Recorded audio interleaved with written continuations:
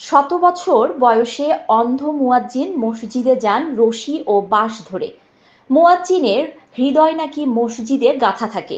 এই কথাটির বাস্তব দৃষ্টান্ত তৈরি করেছেন নাটোরের আব্দুর রহমান মোল্লা, যার বয়স ১০০ পেরিয়েছে আরও ১৫ বছর আগে। কিন্তু এই বয়সেও তিনি নিয়মিত যান মসজিদে, আর তাকে তো যেতেই হবে। তিনি যে ওই মসজিদেরই মুয়াজ্জিন। সবাইকে নামাজে ডাকার গুরু দায়িত্ব তার ওপরেই। অন্ধ হওয়া সত্ত্বেও রশি ও বাঁশ ধরে মসজিদে গিয়ে আজান দেন আব্দুর রহমান মোল্লা। অন্ধ মুয়াজ্জিন আব্দুর রহমান মোল্লার বাড়ি নাটোরের বড়াইগ্রাম উপজেলার নগর ইউনিয়নের বড়দেহা গ্রামে। ২০ বছর আগে এক দুর্ঘটনায় দৃষ্টিশক্তি হারান। এর ৬ বছর পর বড় ছেলেকে সঙ্গে নিয়ে পবিত্র হজ পালন করেন।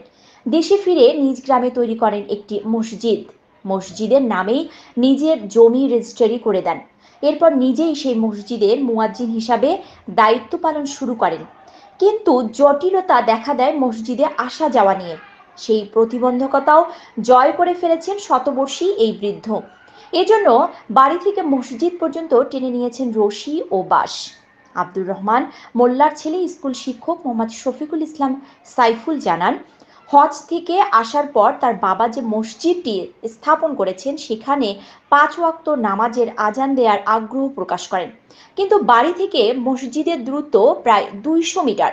তখনই জটিলতা দেখা দেয় আসা যাওয়া নিয়ে। সেই জটিলতাও নিরসনের পথ বাতলে নেন আব্দুর রহমান মোল্লা নিজেই।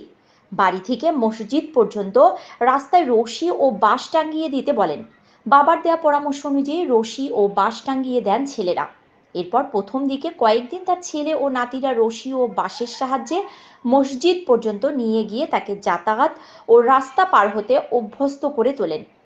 এছাড়া বাঁশ ও রশি খুঁজে পেতে তার হাতে তুলে দেওয়া হয় একটি লাঠিও।